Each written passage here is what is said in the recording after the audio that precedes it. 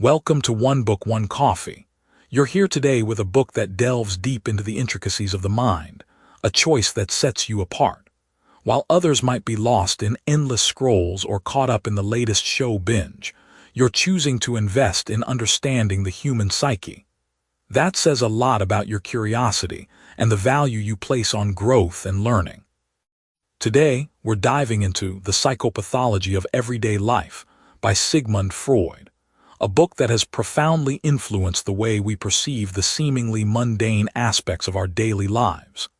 This book is extraordinary because it unravels the hidden meanings in our everyday actions, suggesting that there are no accidents, only deeper psychological explanations waiting to be uncovered. Notable figures like Bill Gates have acknowledged Freud's contributions to the understanding of human nature, emphasizing how his insights continue to resonate. Sigmund Freud, the father of psychoanalysis, was a man driven by an insatiable curiosity about the human condition. His own struggles with the complexities of the mind led him to develop theories that have shaped modern psychology. His relentless pursuit of understanding the unconscious mind and its profound impact on behavior has made this book a valuable cornerstone in psychological literature. Now, a quick note before we dive in. This is a detailed, chapter-by-chapter walkthrough, so it's going to be a longer session. Take your time with it. There's no rush. If you need to step away, save this video to your watch later or forward the link to yourself on WhatsApp so you can pick up right where you left off. So grab your coffee, settle in, and let's walk through this book together, chapter by chapter, idea by idea. Let's begin. Discover the unseen in the ordinary. Sigmund Freud, born in 1856, was an Austrian neurologist who founded psychoanalysis. His personal quest to understand the intricacies of the mind and the unconscious drove him to explore the psychological underpinnings of everyday actions. Freud's own experiences and intellectual rigor are reflected in his influential body of work. Picture this: you're at a party and you see someone you know walking toward you. Your heart does a little skip because you absolutely cannot remember their name. You know their face, you remember conversations you've had, you might even recall their dog's name, but their actual name, gone, vanished into thin air. You probably mumble something like, "Hey there," and hope they don't notice your strategic name avoidance. Sound familiar? Well, my friend, grab your coffee because Freud is about to blow your mind with what's really happening in those embarrassing moments. In this fascinating section of The Psychopathology of Everyday Life, Freud takes us on a detective journey into one of the most common yet mysterious experiences we all share, forgetting names. But here's where it gets interesting. Freud argues that forgetting someone's name isn't just a random glitch in your mental filing system. No, it's actually your unconscious mind at work, and it's trying to tell you something important. Now think about this for a moment. When you forget a name, what's your first instinct? You probably assume your brain is just having a lazy day, right? Maybe you didn't get enough sleep, or you've been stressed, or you're simply getting older. But Freud suggests something much more intriguing. That forgetting is actually a form of psychological self-protection. Your unconscious mind is actively working to shield you from something uncomfortable or unwanted. Let me share one of Freud's most compelling examples. He tells the story of trying to remember the name of the artist who painted the famous frescoes in the Cathedral of Orvieto. The name he couldn't recall was Signorelli. Instead, his mind kept offering up other names like Botticelli and Boltraffio. Now, most people would chalk this up to simple confusion between Italian Renaissance painters, but Freud, being Freud, dug deeper. What he discovered was remarkable. Through careful self-analysis, he realized that his forgetting wasn't random at all. The name Signorelli was connected in his unconscious mind to thoughts about death and sexuality that he found deeply disturbing. Just before trying to recall the painter's name, he had been discussing some troubling news about suicide and sexual dysfunction with a traveling companion. His mind, in an act of psychological self-defense, blocked access to anything connected to these uncomfortable topics, including poor Signorelli's name. This is where Freud's insight becomes absolutely fascinating for our modern lives. Think about the last time you forgot someone's name. Was it really just a memory lapse, or could there have been something about that person or the situation that your unconscious mind wanted to avoid? Maybe it was someone who reminded you of an ex-partner, or a colleague associated with a stressful project, or even someone who simply made you feel inadequate in some way. Here's what's really mind-blowing about this. Your unconscious mind is constantly making these kinds of connections and decisions without your awareness. It's like having a personal assistant working behind the scenes, filing away memories and experiences based on their emotional charge. When something feels threatening or uncomfortable, even in the slightest way, this mental assistant might just decide to misfile that information, making it temporarily inaccessible. But here's where it gets even more interesting. Freud noticed that when we forget a name, we often remember substitute names instead. These aren't random replacements. They're actually clues to what our unconscious mind is trying to avoid. In his Signorelli example, the substitute names shared certain sounds or associations with the original name, but they were emotionally safer options. This happens to us all the time in the digital age. Have you ever been scrolling through your contacts trying to call someone, and you just can't seem to find their name, even though you know it's there? Or you're about to introduce two people at a networking event, and suddenly one of their names just evaporates from your memory. According to Freud, these aren't technological or social failures. They're psychological ones, revealing the hidden workings of your unconscious mind. Now you might be wondering, what's the practical value of understanding this? Well, here's where Freud's insights become genuinely useful for everyday life. When you forget someone's name, instead of just beating yourself up about it, you can use it as a moment of self-reflection.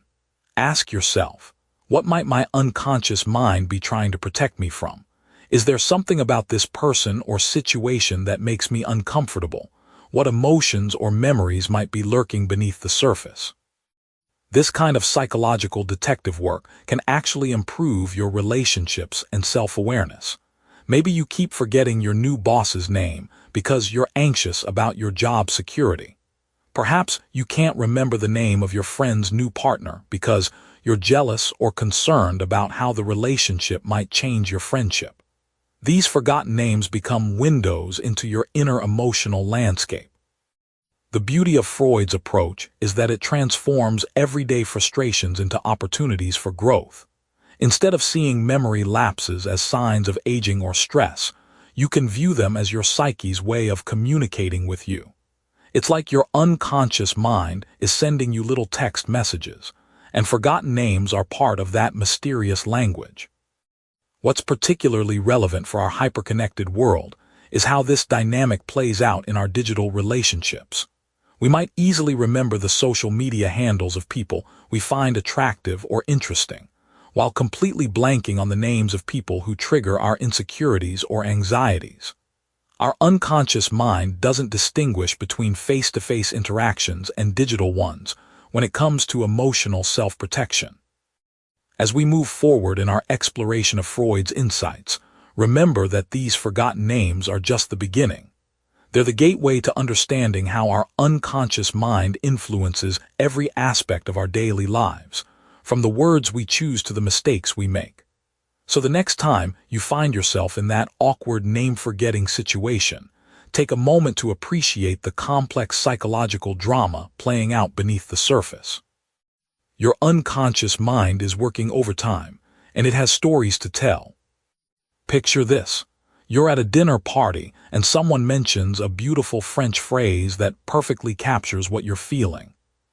You know you've heard it before, it's right there on the tip of your tongue, but for the life of you, you can't remember it.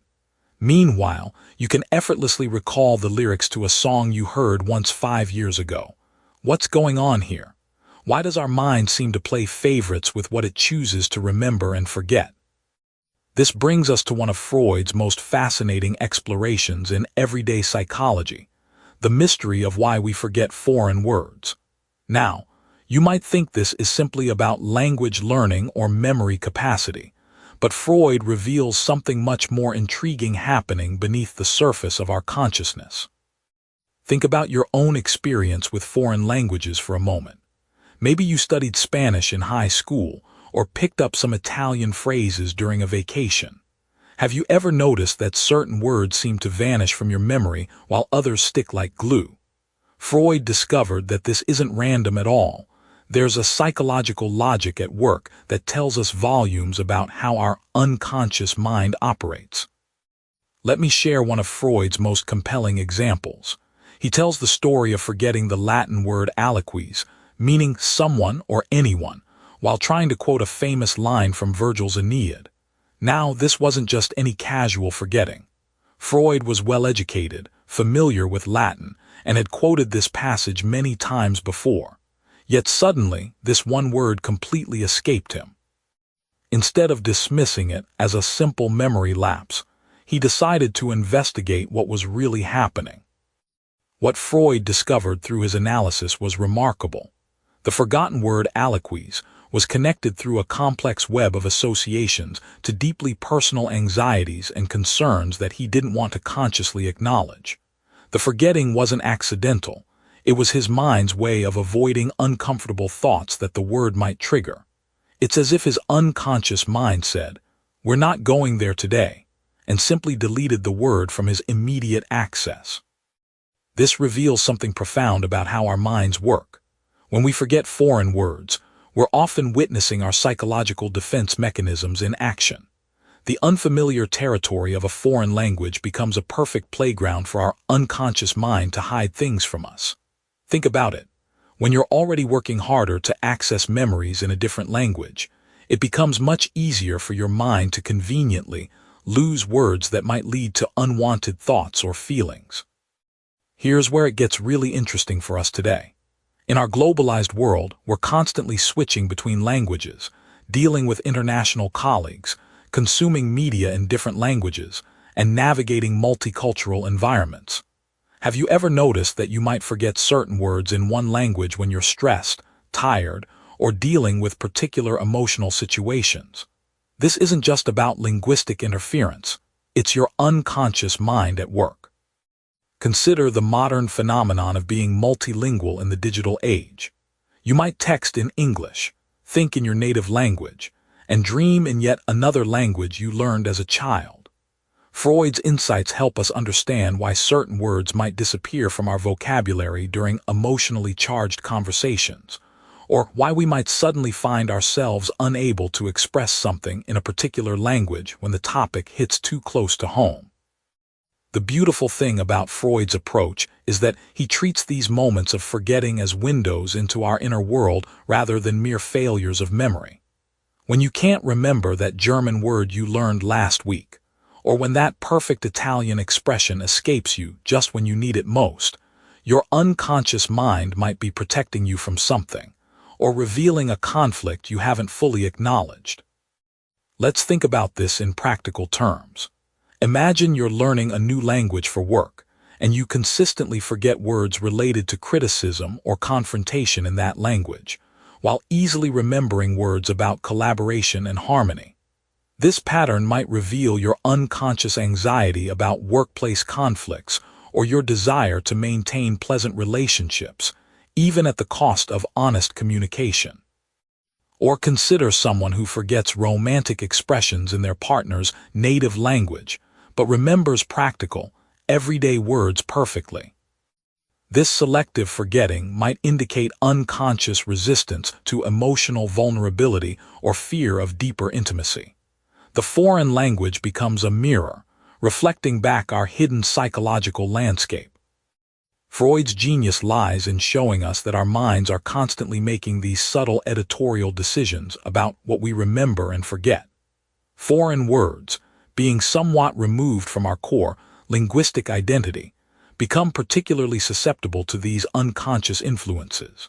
It's like our mind has a secret editor who's constantly deciding what deserves space in our conscious awareness and what should be filed away in some dusty mental archive. This understanding transforms how we might approach language learning and cross-cultural communication. Instead of simply drilling vocabulary or practicing grammar, we can become curious about our patterns of forgetting. What types of words consistently escape us? What emotional or psychological themes might be connected to our linguistic blind spots? The implications extend far beyond language learning.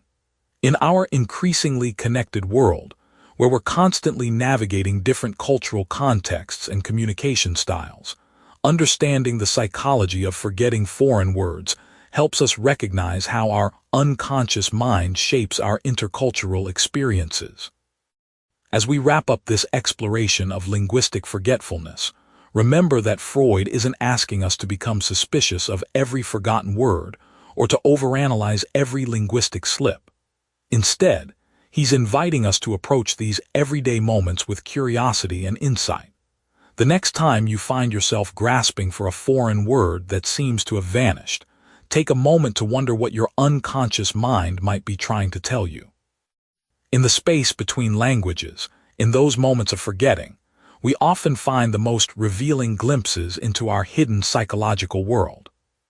Picture this. You're scrolling through old family photos on your phone, and suddenly you come across a picture of yourself as a 5-year-old at your birthday party. You're surrounded by friends, there's cake everywhere, and you're clearly having the time of your life. But here's the strange part. You remember absolutely nothing about that day. Not the cake, not the friends, not even the presents. It's like looking at a stranger who happens to share your face. Welcome to one of the most fascinating mysteries of the human mind, and something Freud spent considerable time unraveling. Why do we forget our childhood memories? Now, before you dismiss this as just another quirk of memory, think about this for a moment. Those early years of your life, from birth to around age 6 or 7, represent some of the most formative experiences you'll ever have. You learn to walk, to talk, to navigate relationships, to understand the world around you. These weren't minor events. They were monumental achievements that literally shaped who you became. So why can't most of us remember them? Freud called this phenomenon childhood amnesia, and he had some pretty revolutionary ideas about what was really going on. He wasn't content to simply say, well, kids just have bad memories. Instead, he dug deeper, suggesting that our forgotten childhood memories aren't really forgotten at all, they're buried, hidden away by our unconscious mind for very specific reasons. Here's where it gets really interesting. Freud argued that we don't lose these memories because our brains weren't developed enough to store them properly. Instead, he suggested that we actively repress them because they contain material that's too psychologically threatening for our adult minds to handle. Think of it like this. Imagine your unconscious mind as a strict librarian who decides certain books are too controversial for public viewing and locks them away in a restricted section. The books are still there, but you can't access them without the right key. But what could be so threatening about a child's memories? After all, we're talking about sandbox adventures and bedtime stories, right? Well, not exactly. Freud believed that our earliest years are filled with intense emotions, primitive desires, and complex family dynamics that our adult selves find uncomfortable to acknowledge. A child's love for their parents, for instance, isn't the sanitized, Hallmark card version we like to remember. It's raw, possessive, sometimes competitive, and often confused with other feelings that make our grown-up minds squirm. Consider this scenario that many of us might recognize. You're at a family gathering, and your aunt starts telling embarrassing stories about things you did as a toddler. Everyone's laughing, but you feel this strange mix of discomfort and disconnection. It's not just that you don't remember, it's that the child being described feels like someone else entirely. That's not an accident, according to Freud.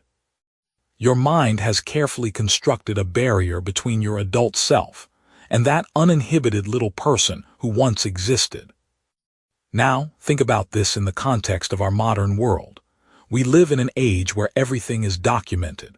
Parents post their children's every move on social media, creating digital archives that would have been unimaginable in Freud's time. Yet even with all this external documentation, most people still can't access their own internal memories of early childhood. This suggests that the forgetting isn't about lack of recording, it's about psychological necessity. Freud shared fascinating case studies of patients who, through psychoanalysis, began to recover fragments of childhood memories. These weren't always pleasant revelations.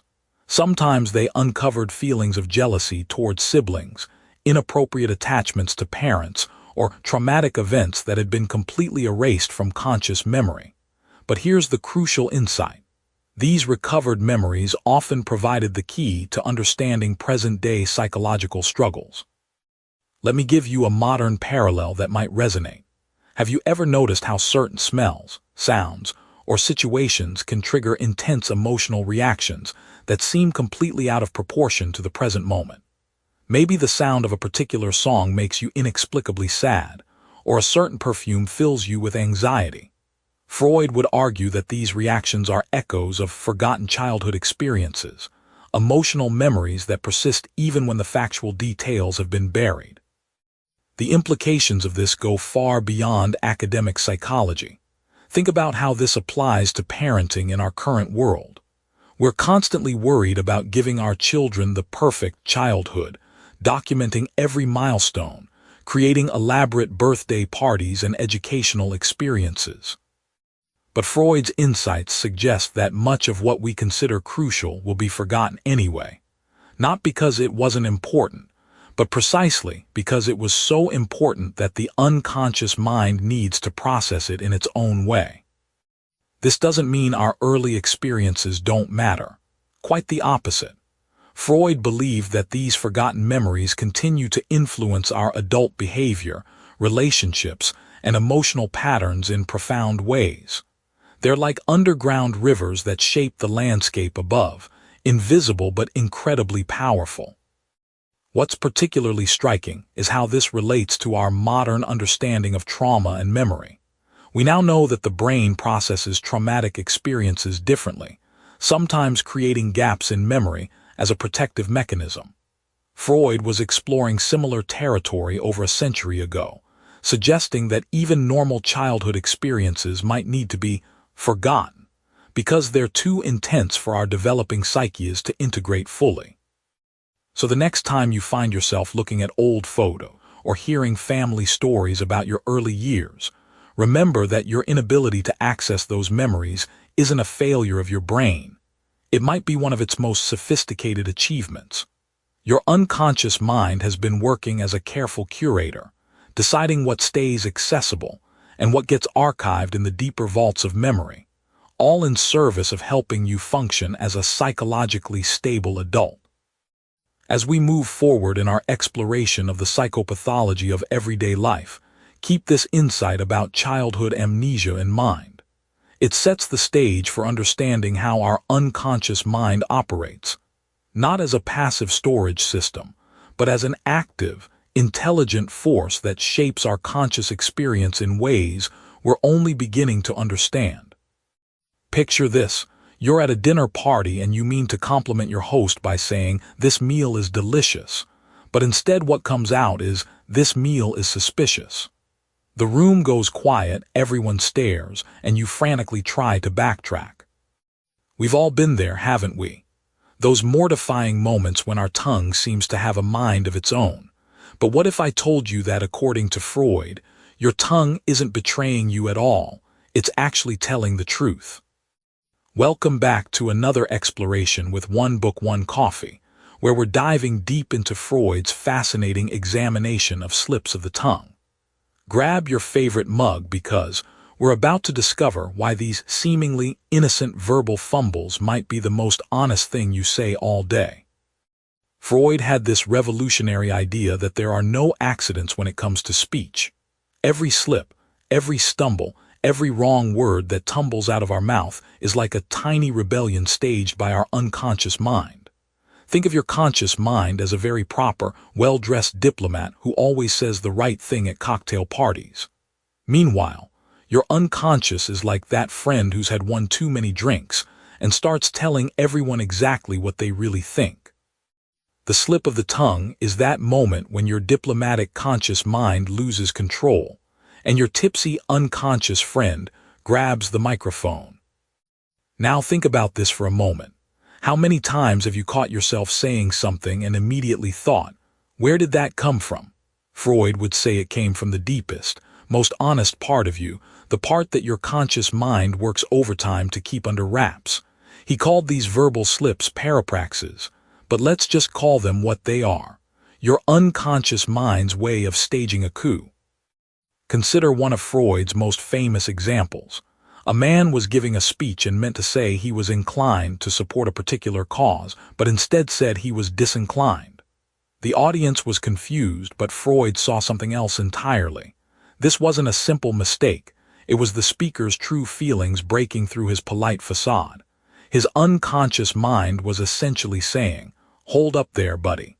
Let's be honest about what we really think." It's like when you're introduced to someone at work and you mean to say "nice to meet you," but instead you say "nice to beat you." Your conscious mind is mortified, but your unconscious might be revealing some competitive feelings you didn't even know you had.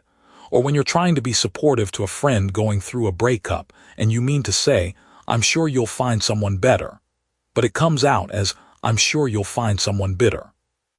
Your unconscious might be picking up on some resentment your friend is carrying that they haven't even acknowledged yet. The beautiful thing about Freud's analysis is how he treats these slips not as embarrassing accidents, but as profound psychological insights.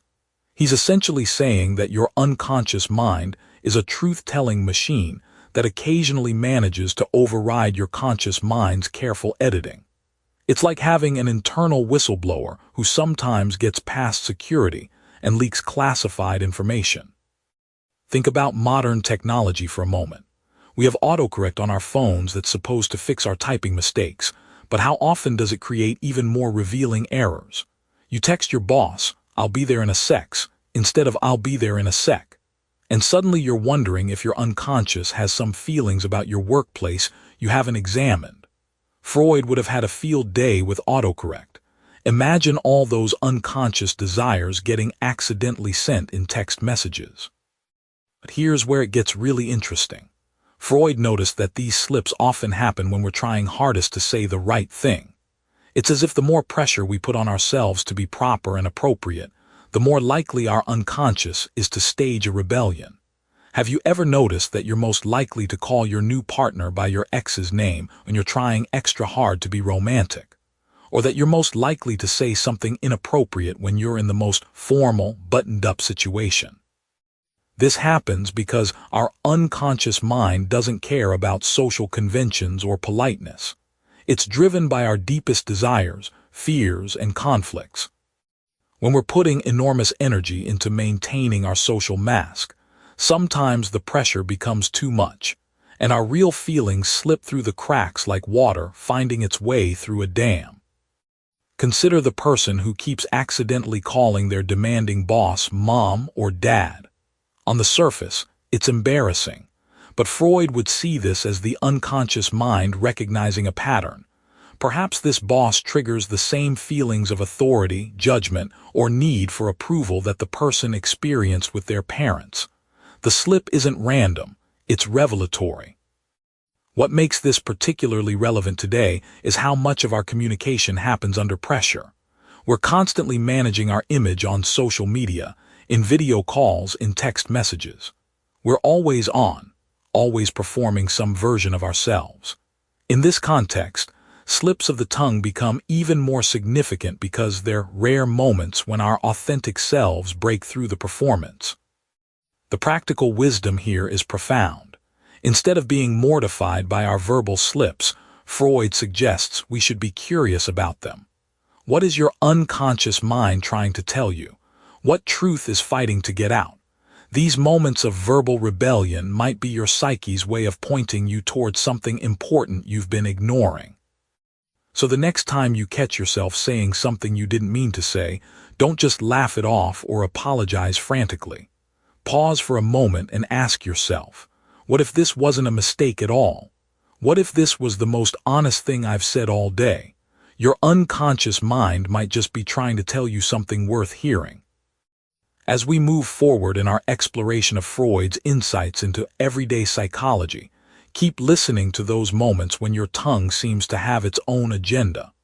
Sometimes the most profound truths come not from what we carefully plan to say, but from what accidentally escapes when we're not looking. Picture this. You're writing a quick email to your boss, and instead of typing, "I'll have the report ready by Friday," you accidentally write, "I'll have the resort ready by Friday." You laugh it off, hit backspace, and fix the typo. But what if I told you that your unconscious mind just revealed something profound about your current state of being? Welcome back to another cozy exploration with One Book, One Coffee, where we're diving deeper into Freud's fascinating world of everyday psychology. We've been journeying through the psychopathology of everyday life, and today we're settling in with perhaps one of the most relatable chapters for our modern world, slips of the pen. Now, in Freud's time, this literally meant pen and paper, but think about how much more relevant this has become in our age of constant typing, texting, and digital communication. Every day, we're producing more written words than any generation in human history, which means we're also creating an unprecedented number of opportunities for our unconscious minds to slip through the cracks of our carefully constructed messages.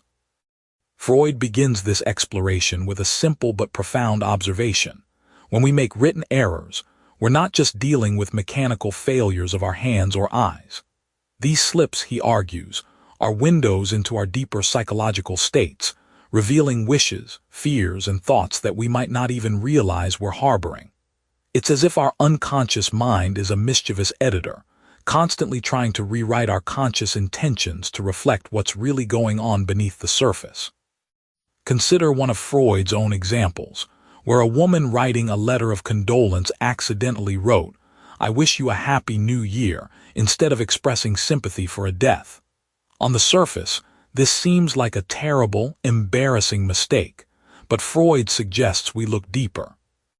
Perhaps this woman was unconsciously relieved that someone she didn't particularly care for had passed away, or maybe she was so overwhelmed by her own life circumstances that thoughts of celebration were bubbling up despite the somber context. The pen became a truth-teller, bypassing her social conditioning and revealing her authentic emotional state. Now, think about your own digital life for a moment. How many times have you sent a text message with an autocorrect fail that was actually more revealing than what you intended to write? I remember hearing about someone who meant to text their partner, "I'm stuck in traffic," but autocorrect changed it to, "I'm stuck in marriage." While they laughed it off, it sparked a conversation about relationship satisfaction that had been brewing under the surface for months. Our devices, in a strange way, have become modern-day Freudian analysts, sometimes forcing our unconscious thoughts into the light through technological slips. Freud delves into the mechanics of these written errors with the precision of a detective. He notices that we're more likely to make these revealing mistakes when we're tired, distracted, or emotionally charged. It's as if our psychological defenses weaken, allowing our true thoughts to seep through. He describes cases where people writing formal letters accidentally slip into intimate language, or where someone composing a business proposal inadvertently includes personal concerns that have nothing to do with the professional matter at hand. One particularly striking example Freud shares involves a man writing a letter to decline a social invitation. Instead of writing that he was unfortunately unable to attend, he wrote that he was fortunately unable to attend. This tiny word substitution revealed his genuine feelings about the event he was supposedly disappointed to miss. The unconscious mind, Freud suggests, is remarkably honest, even when we're consciously trying to be polite or diplomatic. But here's where it gets really interesting for us modern folk. Freud was working in an era of careful, deliberate writing. People composed letters slowly, with intention, often drafting them multiple times. Today, we fire off messages at lightning speed, often without proofreading, which means our unconscious slips have even more opportunities to surface. Think about the last time you sent a hurried email or text. Were there any mistakes that might have revealed something true about your feelings or state of mind? The beauty of Freud's analysis is that he doesn't dismiss these slips as meaningless errors. Instead, he treats them as valuable psychological data. He argues that our writing hand is connected to our unconscious mind in ways that bypass our rational, censoring brain. When we're focused on the mechanics of forming letters or hitting keys, our deeper thoughts can slip past our mental gatekeepers and appear on the page or screen. This concept becomes even more fascinating when we consider modern phenomena like the dreaded reply all email disasters. How many careers have been damaged by someone accidentally sending a private, critical message to an entire organization? While we might chalk these up to simple technological errors, Freud would likely argue that the unconscious mind played a role. Perhaps the person secretly wanted their honest opinions to be known, or maybe they were unconsciously sabotaging themselves due to deeper conflicts about their work situation. Freud also explores how our emotional relationships with people influence our written mistakes. He describes cases where someone writing to a person they have conflicted feelings about will make errors that reveal their true sentiments. A supposedly friendly letter might contain harsh words that accidentally slip in, or a formal business correspondence might become inappropriately intimate, revealing underlying attractions or connections. As we wrap up this exploration of slips of the pen, consider how this insight might change your relationship with your own writing mistakes. Instead of simply hitting delete and moving on, perhaps there's value in pausing to ask yourself, what might this slip be telling me about my current emotional state or hidden thoughts? Your unconscious mind might be trying to communicate something important, using your fingers as its messenger. Next time we gather for our coffee and conversation, we'll be exploring another fascinating aspect of Freud's everyday psychology. Until then, pay attention to those little slips in your digital communications. You might be surprised by what your unconscious mind is trying to tell you through the simple act of putting words on a screen. So we've been exploring the fascinating world of slips and forgotten names.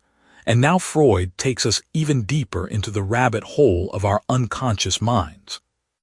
Picture yourself settling back into that comfortable chair with your coffee, getting just the right temperature, because we're about to dive into something that happens to you probably every single day, yet you've likely never stopped to think about what it really means.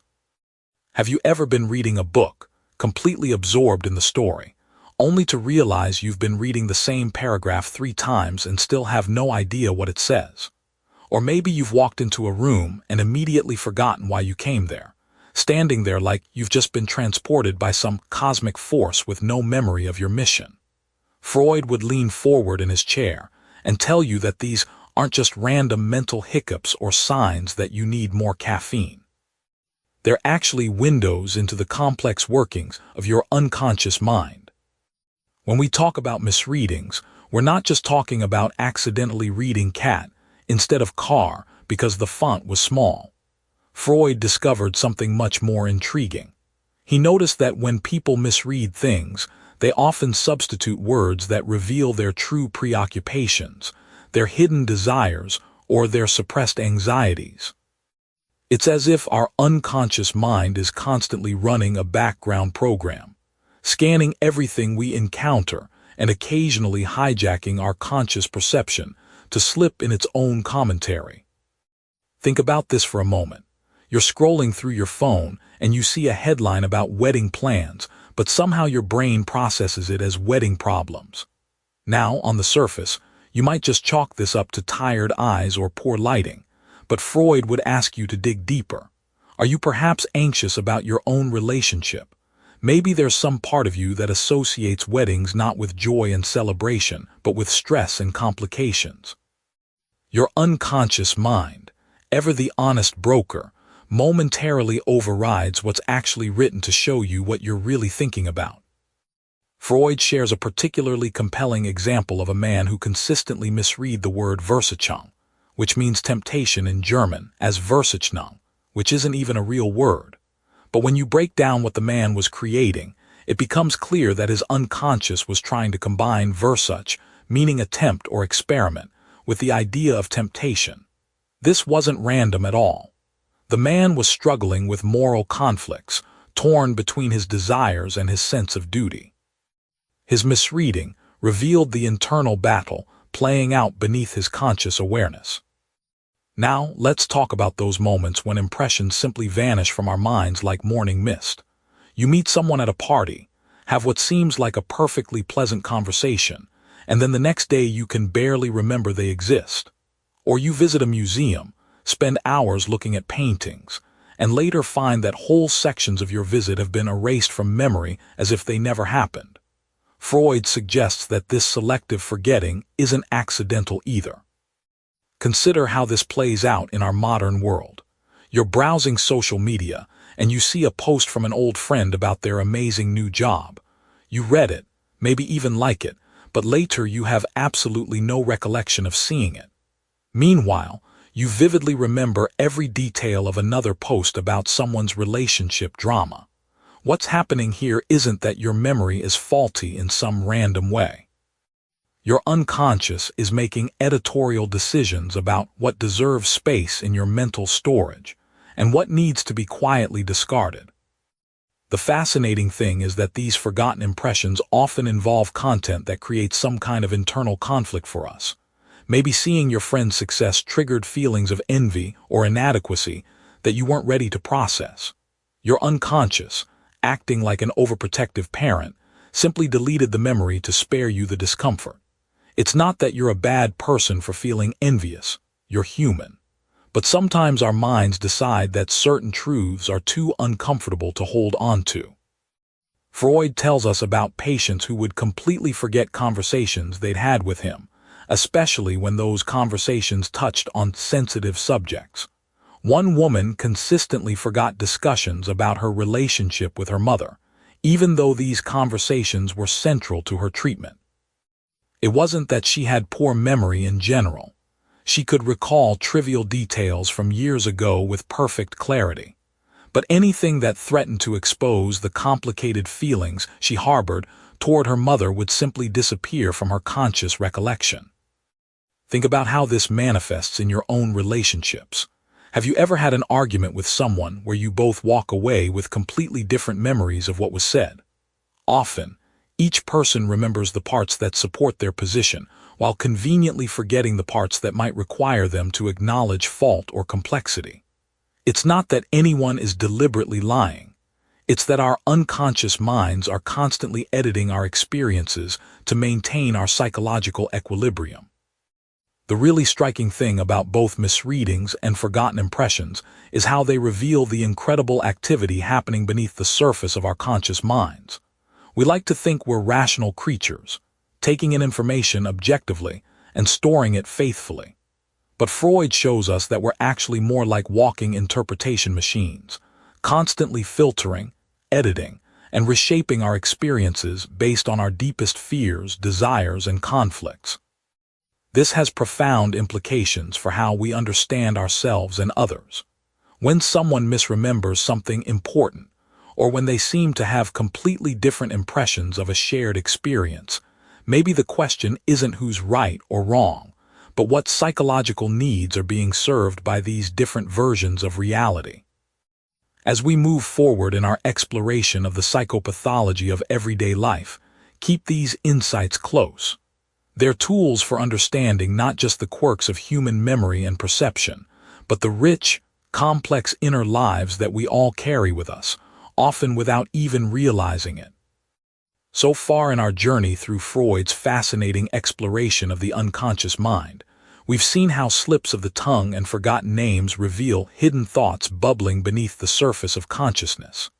Now, as we settle deeper into our coffee and this remarkable book, we encounter something even more intriguing. Those moments when we don't just say the wrong thing or forget something, but when we actually do the wrong thing entirely. Welcome to Freud's chapter on erroneously carried out actions, where our hands, it seems, have minds of their own. Picture this scene that Freud describes. A woman is preparing to go out for the evening, carefully selecting her jewelry for an important social gathering. She reaches for her most precious necklace, the one her grandmother left her, but instead finds herself putting on a simple, everyday chain. It's only when she catches her reflection in the mirror that she realizes what she's done. Now, you might think this is just absent-mindedness, but Freud would invite you to look deeper. What if her unconscious mind was protecting that precious heirloom from the judgment or envy of the people she was about to meet? This is the heart of what Freud calls erroneously carried out actions. Those moments when our bodies seem to betray our conscious intentions, but actually reveal our deeper, hidden desires. Think about this for a moment. How often have you found yourself doing exactly the opposite of what you planned to do, and then stood there wondering how on earth it happened?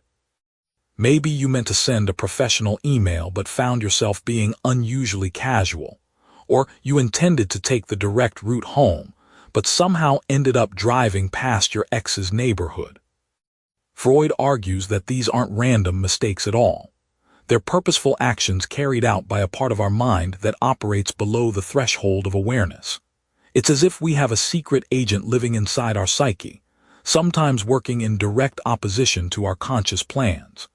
This agent has access to our deepest feelings, fears, and desires, and occasionally takes control of our actions to express what our conscious mind refuses to acknowledge. Consider the businessman Freud writes about who meant to mail an important contract, but instead found himself posting a love letter he'd written to his mistress. The conscious explanation would be simple confusion, wrong envelope, simple mistake. But Freud suggests something far more revealing. Perhaps this man's unconscious was tired of living a double life, tired of the deception, and was attempting to force a crisis that would bring everything into the open. The erroneously carried out action becomes a form of unconscious confession. Now, think about how this plays out in our modern world. Have you ever meant to reply to a private message but accidentally hit reply all, sharing something embarrassing with your entire office?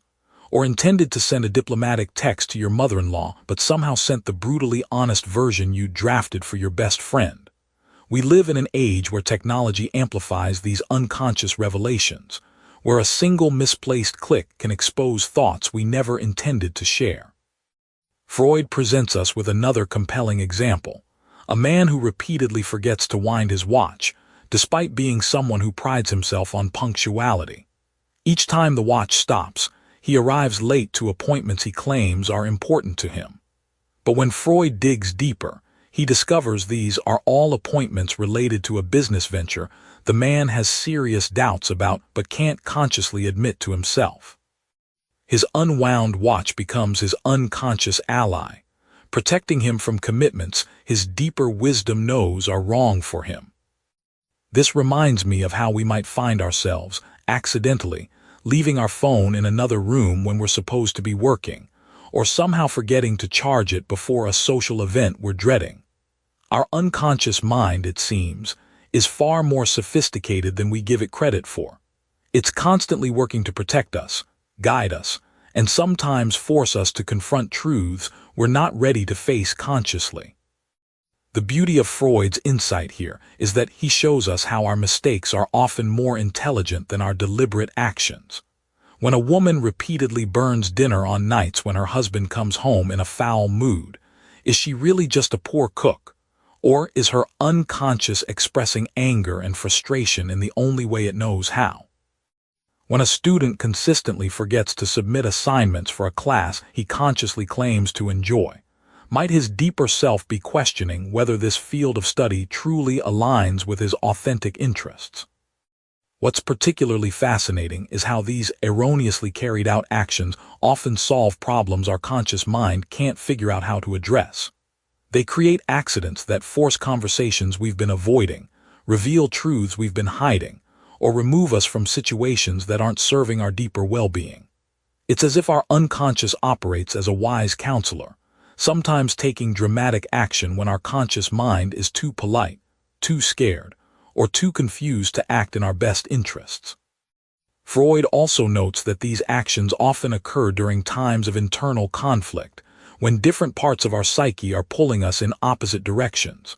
The conscious mind might be saying, "I should do this," while the unconscious is screaming, "This is wrong for you." In these moments of psychological tension, our actions become the battlefield where these competing forces play out. As we close this chapter and perhaps refill our coffee cups, we're left with a profound realization. We are far more complex beings than we typically acknowledge. Our mistakes, our slip-ups, our moments of apparent clumsiness or confusion, these aren't signs of weakness or incompetence. They're glimpses into the rich, complicated inner world that shapes our experience in ways we're only beginning to understand. The next time you find yourself doing something you didn't consciously intend to do, instead of simply brushing it off as a mistake, you might want to pause and ask yourself, what is my deeper wisdom trying to tell me? What truth is trying to emerge through this seemingly accidental action? In our next exploration, we'll delve into how these unconscious revelations extend beyond individual actions into the realm of superstitions and seemingly irrational beliefs, discovering how even our most illogical thoughts often contain profound psychological truths. Picture this. You're sitting at your desk, absent-mindedly fidgeting with a pen while talking on the phone, and suddenly you've bent it completely out of shape. Or maybe you're walking down the street, lost in thought about an argument you had with your partner, and you accidentally kick a small stone with unusual force, sending it flying into someone's garden. These moments happen to all of us, don't they? We shrug them off as meaningless accidents, random quirks of an unfocused mind. But Freud, ever the detective of the human psyche, invites us to pause our coffee cup halfway to our lips and ask, what if these aren't accidents at all? Welcome to one of the most fascinating territories in Freud's exploration of everyday psychology, where he reveals how our unconscious mind choreographs a secret ballet of meaningful actions disguised as meaningless mistakes. Think about this for a moment. If our slips of the tongue and forgotten names carry hidden messages, what about those little things we do with our hands, our bodies, our possessions when we think nobody's watching, not even ourselves? Freud begins this investigation with what he calls symptomatic actions, and the name itself is telling. These aren't just random movements, they're symptoms of something deeper, like a fever that points to an infection we can't yet see.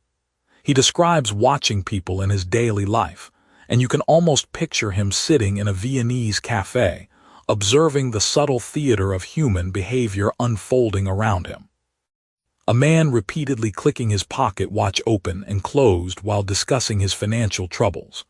A woman unconsciously tearing small pieces from her handkerchief during a conversation about her marriage. These actions seem innocent enough, but Freud suggests they're actually our unconscious mind's way of expressing what our conscious mind won't let us say directly. Consider one of Freud's most compelling examples, a patient who had developed the habit of picking up small objects from other people's tables, pocketing them without thinking, and then later discovering these items with genuine surprise. Now, you might immediately think kleptomaniac, but Freud dug deeper. Through analysis, he discovered that this woman felt emotionally starved in her relationships, constantly giving of herself but receiving little in return. Her unconscious mind had found a way to symbolically take back what she felt she was owed. Those small, seemingly worthless objects weren't random targets. They were her psyche's attempt to restore some balance to her emotional ledger.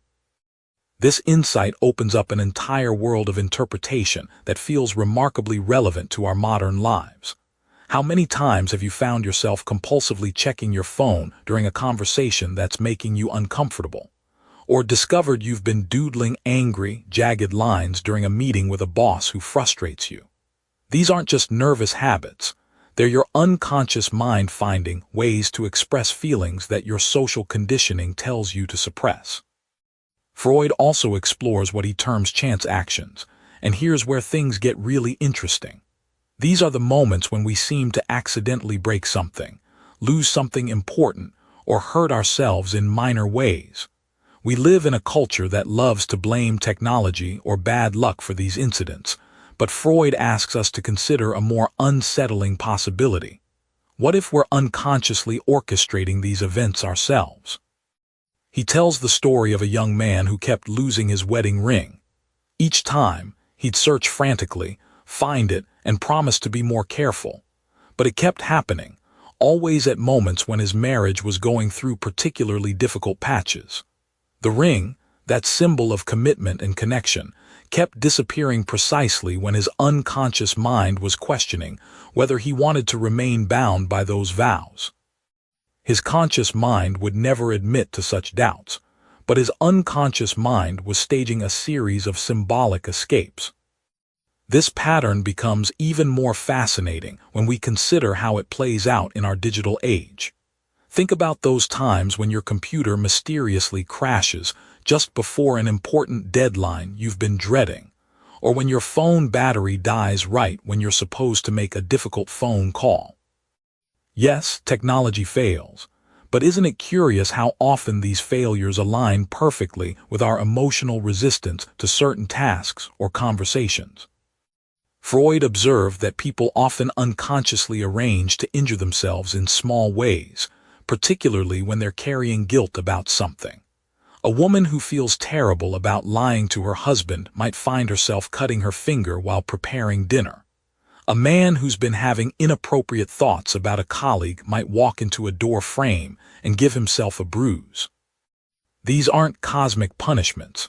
They're self-administered psychological relief valves, ways of paying a small physical price to ease a larger emotional burden.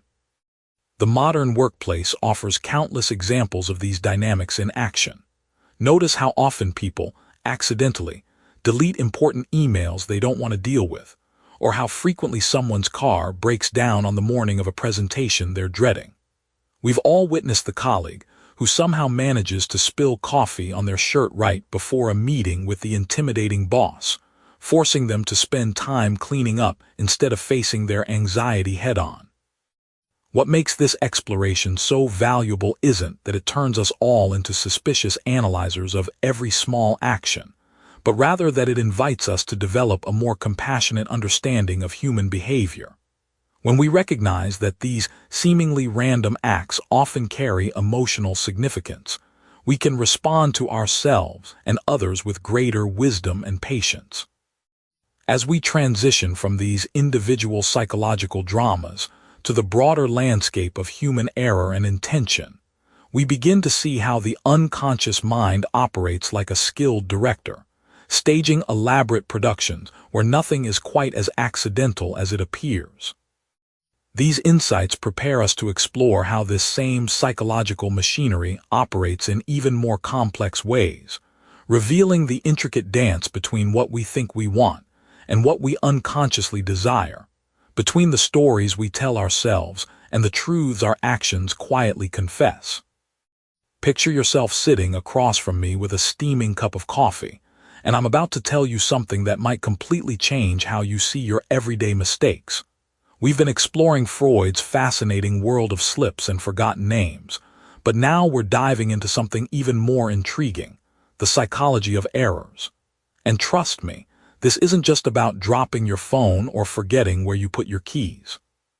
Freud had this revolutionary insight that our errors, our mistakes, our little fumbles throughout the day aren't just random accidents. They're actually windows into our unconscious mind, little breadcrumbs leading us to thoughts and feelings we didn't even know we were having. It's like your psyche is trying to tell you something, but it has to whisper because your conscious mind isn't quite ready to hear it directly. Think about the last time you made what seemed like a silly mistake. Maybe you called your current partner by your ex's name, or perhaps you accidentally sent a text complaining about your boss to your boss instead of your friend. In that moment, you probably laughed it off as just being tired or distracted. But Freud would lean forward in his chair and say, "Wait a minute, let's look a little deeper." He noticed that errors tend to cluster around emotionally charged topics. It's not random that we mix up names when we're talking about people who matter to us, or that we make arithmetic mistakes when we're calculating something we're anxious about, like our monthly budget or how much we owe someone. Our unconscious has this sneaky way of interfering with our conscious intentions, creating these little cracks where our true feelings leak through. Let me share one of Freud's most compelling examples. He tells the story of a patient who kept making the same mathematical error when calculating his father's pension. Every time he tried to figure out the numbers, he would consistently arrive at the wrong answer, always making the pension smaller than it actually was. Now, you might think this was just poor math skills, but when Freud dug deeper, he discovered that this man had complicated feelings about his father's financial dependence on him. The error wasn't mathematical, it was psychological.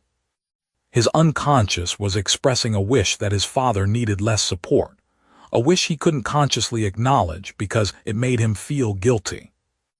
Isn't that fascinating? Our minds are constantly performing this delicate dance between what we want to think and what we actually think, between what we're supposed to feel and what we really feel. And sometimes, that tension shows up in the most mundane places, like a simple arithmetic problem. Now, think about this in your own life. Have you ever noticed that you tend to make certain types of mistakes repeatedly? Maybe you always forget to call that one family member, or you consistently mess up when you're trying to remember someone's name at work. Freud would suggest that these patterns aren't coincidental. They're your unconscious mind's way of expressing feelings you haven't fully acknowledged. Consider the modern phenomenon of autocorrect fails. We've all been there. You're typing quickly on your phone, and suddenly autocorrect changes, "I'll be there soon," to something embarrassing or inappropriate. We usually blame the technology, but Freud might ask, what if some of these corrections are actually revealing something about what's really on your mind? What if that embarrassing text that got sent to the wrong person wasn't just a technological glitch, but your unconscious finding a way to express something you've been holding back? The beauty of Freud's insight is that it transforms our relationship with our own mistakes. Instead of seeing errors as failures or signs of incompetence, we can begin to see them as information. They're like little messengers from parts of ourselves that don't often get to speak directly. It's as if your unconscious is tapping you on the shoulder and saying, "Hey, pay attention to this. There's something here you need to know about yourself." This doesn't mean we should excuse all our mistakes or stop trying to be careful and accurate, but it does mean we can approach our errors with curiosity rather than just frustration. When you find yourself making the same type of mistake repeatedly, instead of just getting annoyed with yourself, you might ask, what is this trying to tell me? What feeling or thought am I not fully acknowledging? Freud also noticed that errors often involve a kind of compromise formation. It's like your unconscious and conscious minds are negotiating, and the error represents a middle ground between what you want to express and what you feel you're allowed to express. So when you accidentally call your demanding boss "Mom" during a meeting, it might not just be a random slip. It might be your unconscious commenting on how that authority relationship feels to you. The implications of this extend far beyond individual psychology. Think about how this applies to our digital age, where we're constantly making small errors, mistyping, clicking the wrong button, sending messages to the wrong person. What if these technological fumbles are actually windows into our collective unconscious?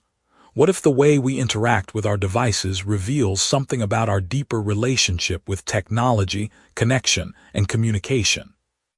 As we wrap up this exploration of errors and their hidden meanings, I want you to carry this insight with you into your daily life. The next time you make a mistake, whether it's forgetting an important appointment, mixing up names, or even just bumping into something, pause for a moment. Instead of immediately moving on, ask yourself, what might this be trying to tell me? What feeling or thought might be lurking beneath the surface of this seemingly simple error? This gentle curiosity about our own mistakes can become a pathway to self-understanding.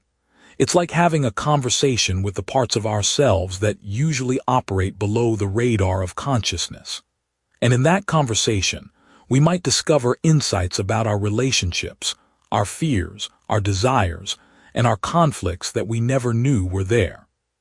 So as we continue this journey through Freud's landscape of the mind, remember that even our errors are teachers, and every mistake is an opportunity to understand ourselves a little more deeply.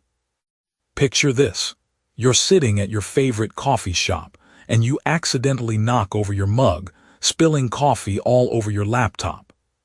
Your first instinct might be to curse your clumsiness or blame it on bad luck. But what if I told you that Freud would see something entirely different in that moment? Something that reveals the hidden machinery of your unconscious mind at work. This brings us to one of the most fascinating chapters in Freud's exploration of everyday psychology, where he tackles three concepts that have puzzled humanity for centuries: determinism, chance, and superstition. Now, you might be thinking, what do these big philosophical ideas have to do with spilling coffee or forgetting someone's name?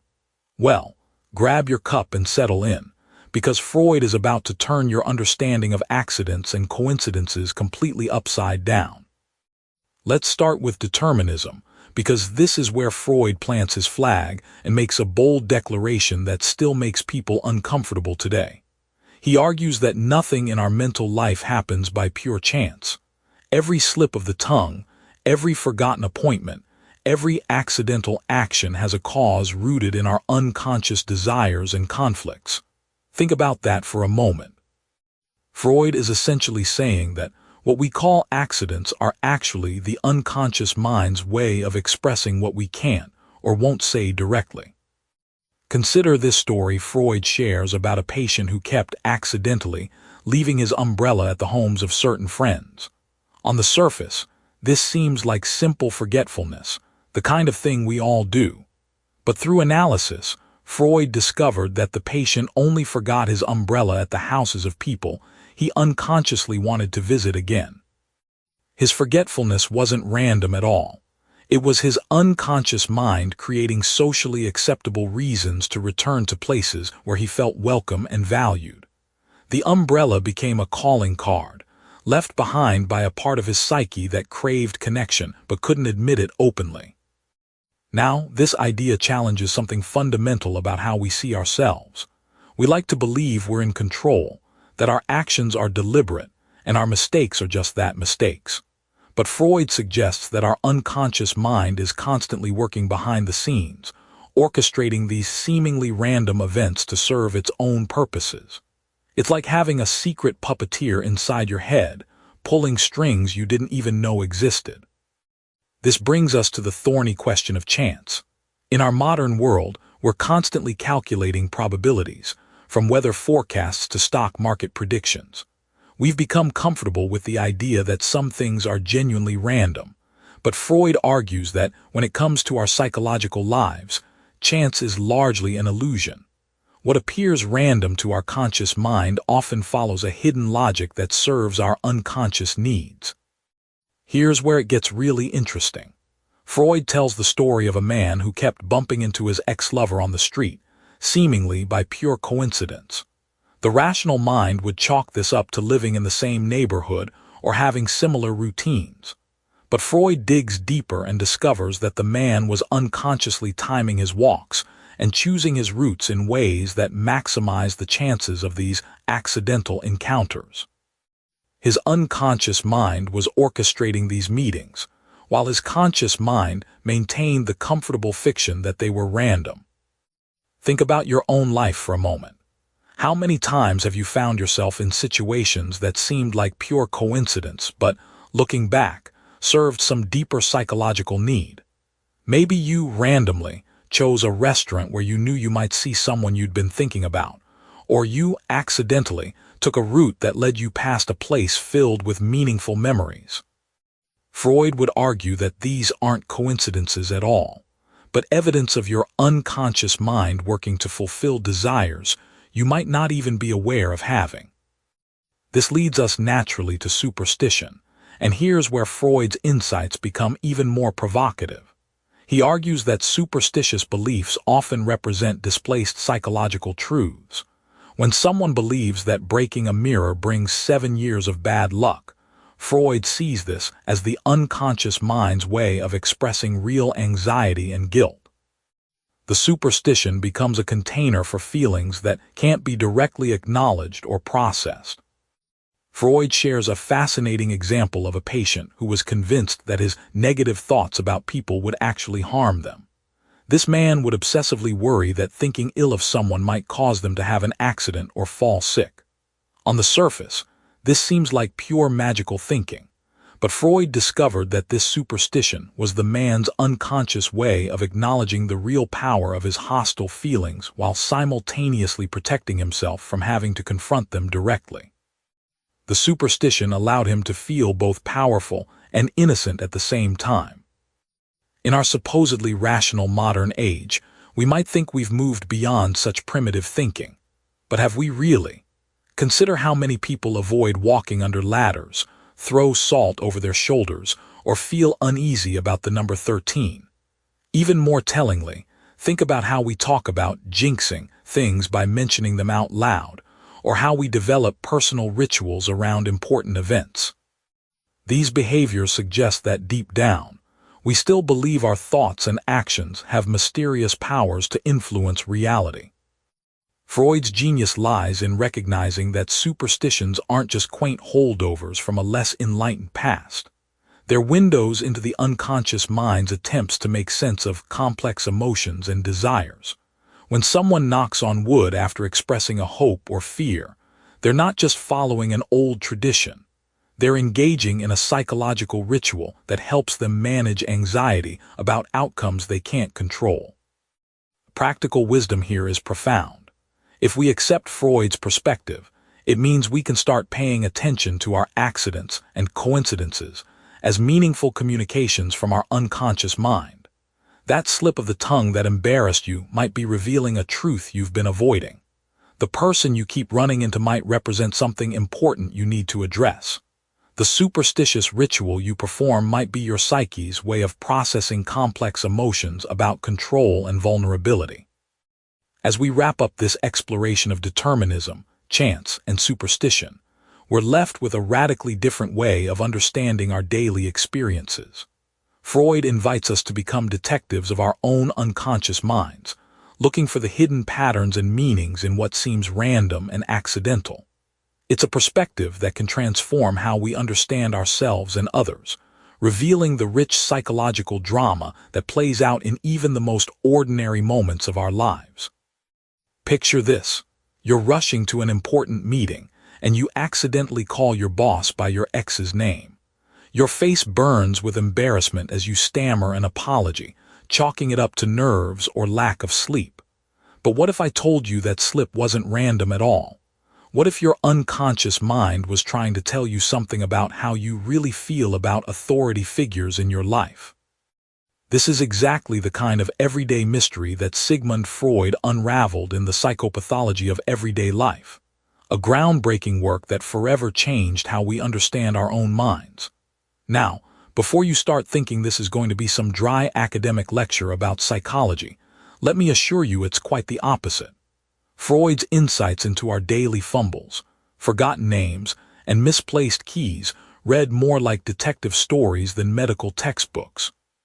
Think about your own life for a moment. How many times have you walked into a room and completely forgotten why you went there? Or perhaps you've been telling a story and suddenly drawn a complete blank on a word you use every day. We've all been there, and most of us brush these moments off as simple brain fog or the inevitable result of our busy lives. But Freud saw something much deeper at work. The central revelation of Freud's exploration is beautifully simple yet profound. There are no accidents when it comes to the mind. Every slip of the tongue, every forgotten appointment, every misplaced object carries a hidden message from our unconscious. It's as if our minds are constantly writing secret notes to ourselves, and these everyday errors are the delivery system. Consider the woman who consistently forgets to return her friend's expensive dress, despite multiple reminders. On the surface, she appears simply forgetful or disorganized, but Freud would suggest we dig deeper. Perhaps she unconsciously resents her friend's wealth, or maybe she feels the friend doesn't deserve such beautiful things. The forgetting becomes a passive-aggressive way of expressing feelings she can't consciously acknowledge. Or take the businessman who repeatedly misspells his competitor's name in important emails, always making it sound less impressive or professional. He swears it's just carelessness, but his unconscious might be working overtime to diminish his rival's reputation, even in small ways that seem accidental. Freud called these slips parapraxes, though most of us know them better as Freudian slips. But his investigation went far beyond verbal mistakes. He examined why we lose things, why we break objects, why we show up late to certain appointments but never others. Each category of error, he argued, offers a window into our hidden emotional landscape. The beauty of Freud's approach lies in how he treats these everyday occurrences as seriously as dreams or major psychological symptoms. He's essentially saying that our unconscious doesn't take coffee breaks. It's working around the clock, expressing itself through whatever channels it can find. When direct expression is blocked perhaps by social conventions, personal shame, or conscious resistance, the unconscious gets creative. Now, think about this in terms of modern life. How often do we, accidentally, like an old photo of someone we're trying to get over on social media, or find ourselves driving past our ex's neighborhood when we swear we were just taking a shortcut? Our smartphones and digital lives have created entirely new categories of meaningful mistakes. The text sent to the wrong person, the email reply that goes to everyone instead of just the sender. These aren't just technological hiccups, but potential expressions of unconscious desires and conflicts. Freud's detective work becomes even more fascinating when he examines the patterns in our errors. He noticed that we tend to forget the names of people who make us uncomfortable, or appointments we unconsciously dread. We break objects that belong to people we're angry with, or lose gifts that carry complicated emotional baggage. The unconscious, it seems, has its own logic and its own agenda. One of Freud's most compelling examples involves a man who kept forgetting his wife's birthday despite loving her deeply. Through analysis, it emerged that the date coincided with a traumatic childhood memory. His unconscious was protecting him from painful associations, even at the cost of disappointing someone he cared about. The forgetfulness wasn't about his wife at all, it was about unresolved grief from decades earlier. This insight has profound implications for how we understand ourselves and others. Instead of dismissing our mistakes as meaningless, Freud encourages us to become curious about them. What might your unconscious be trying to tell you when you consistently mispronounce certain words, or when you keep losing your keys on particular days? The practical wisdom here extends beyond self-analysis. Understanding that errors often have emotional roots can transform how we respond to others' mistakes. That friend who's always late to your gatherings might not be disrespectful, they might be unconsciously expressing ambivalence about the relationship or anxiety about social situations. The colleague who keeps forgetting to include you in important emails might be working through competitive feelings they can't consciously acknowledge. Freud's work reminds us that we're far more complex and interesting than we often give ourselves credit for.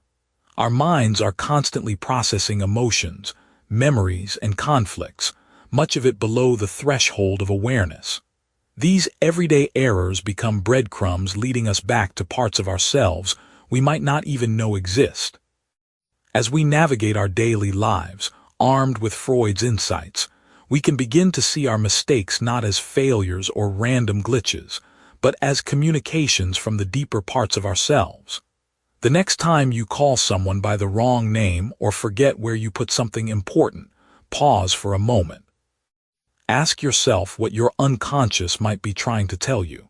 You might be surprised by what you discover in the seemingly ordinary moments of your everyday life. So here we are, settling into the final pages of Freud's remarkable journey through the hidden landscape of our everyday minds. And honestly, it feels a bit like reaching the end of a really good mystery novel, where suddenly all the seemingly random clues start making perfect sense. Throughout this exploration of slips, forgotten names, and misplaced keys, Freud has been building something extraordinary, a completely new way of understanding the theater of consciousness that plays out in our daily lives. Think about where we started this conversation. Remember how Freud opened by suggesting that those little mental hiccups we all experience, calling your new partner by your ex's name, forgetting where you put your phone for the third time today, or that moment when you meant to say, "Pleased to meet you."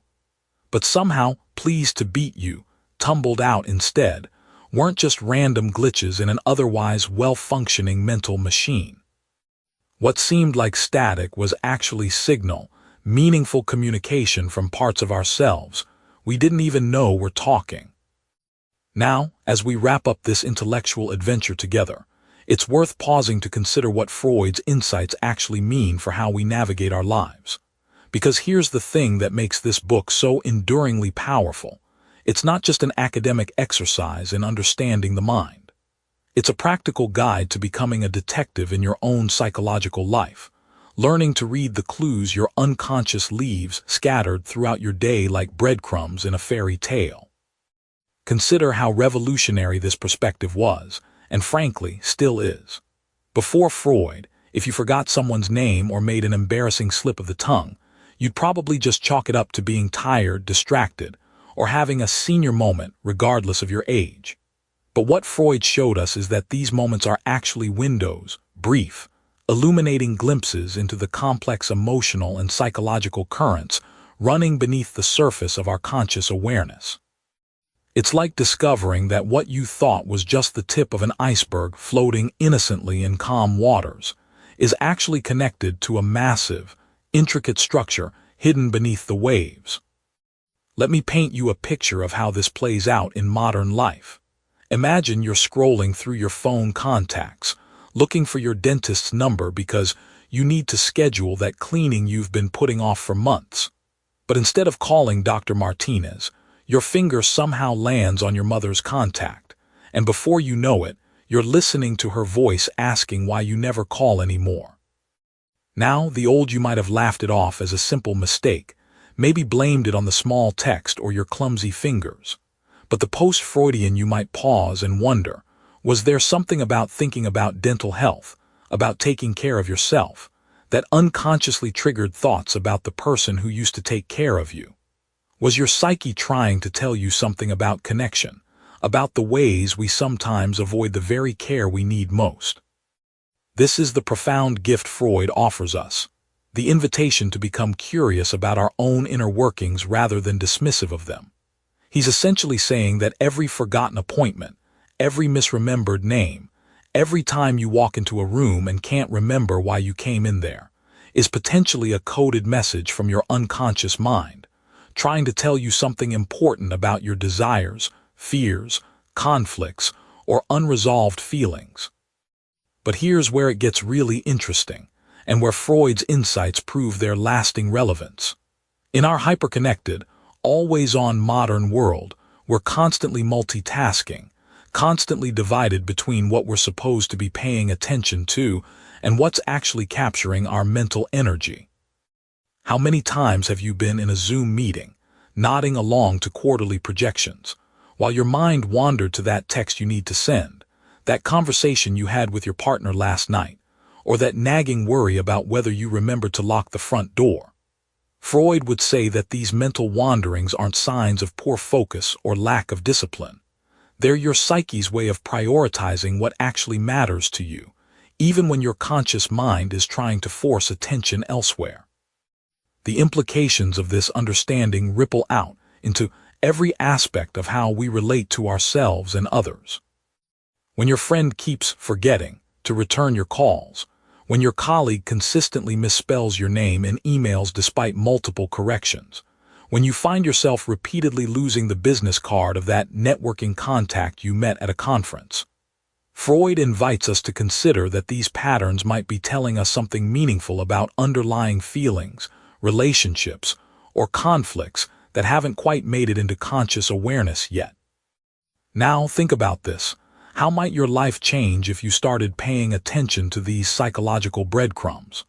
What if, instead of getting frustrated with yourself for making the same careless mistakes over and over, you got curious about what those mistakes might be trying to communicate?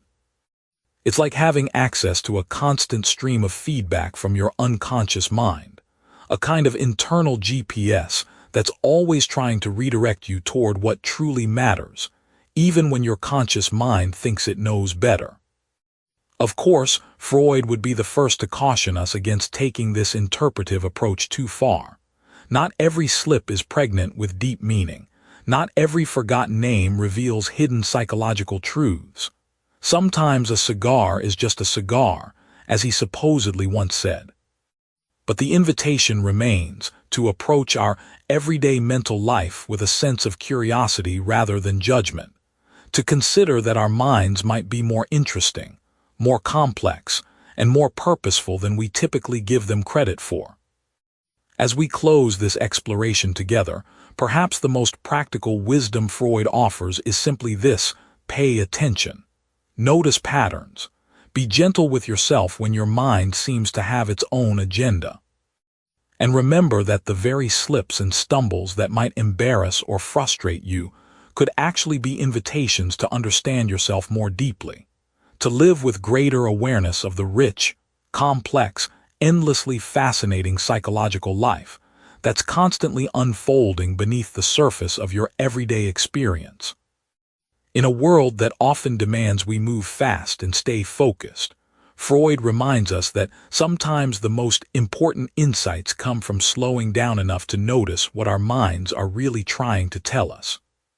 Sigmund Freud's The Psychopathology of Everyday Life intricately explores the profound connections between seemingly trivial everyday occurrences and the subconscious mind. Throughout the book, Freud delves into the analysis of slips of the tongue, forgetfulness, and other minor errors, illustrating how these occurrences are not random, but are manifestations of deeper psychological processes. By merging theory with practical examples, Freud provides a lens through which we can examine the hidden motives that drive our daily behavior. Here are some key actionable takeaways from the book. 1. Embrace the significance of the mundane. Freud teaches us that everyday errors and forgetfulness aren't just accidents but windows into our subconscious. Start incredibly small by paying attention to your own slips or moments of forgetfulness, and consider what they might reveal about your inner thoughts or feelings. 2. Reflect on underlying emotions. Behind every slip of the tongue or forgotten task, there might be an unresolved emotion. Incorporate a routine of mindful reflection, perhaps at the end of your day, to think about what your mind might be trying to communicate through these mistakes. Be patient with yourself as you learn to decipher these signals. 3. Open up to self-discovery. By understanding that not everything is under conscious control, you allow room for personal growth. Apply this by acknowledging instances where subconscious patterns might influence your decisions, and take decisive steps to understand and redirect them. 4. Cultivate awareness in communication. Freud highlights the importance of language as a reflection of the psyche. Start by closely observing the language you use in everyday conversation. Notice patterns or repeated themes and consider what they reveal about your internal state. 5. Normalize the journey of self-understanding. Recognize that uncovering subconscious motives is a gradual process. Begin your journey by journaling about your daily experiences and thoughts to gradually uncover patterns over time. Remember, self-discovery is a continuous journey, not a destination. Before you go, I'd love to hear from you. Drop a comment below with at least one idea from this book that stuck with you, one concept you're going to carry forward. It could be something that challenged your thinking, something you want to try, or even something you disagreed with. Your insight might be exactly what another listener needs to hear today. And if this summary gave you something valuable, a new perspective, a spark of motivation, or even just a peaceful hour with your coffee, share it with someone who might need it too. Subscribe to One Book, One Coffee, and hit that bell icon so you never miss a new summary. Every week, we sit down together with one great book, one warm cup of coffee, and the simple belief that wisdom, shared well, can change lives. Until next time, keep reading, keep growing, and remember, every small step counts. See you at the next book.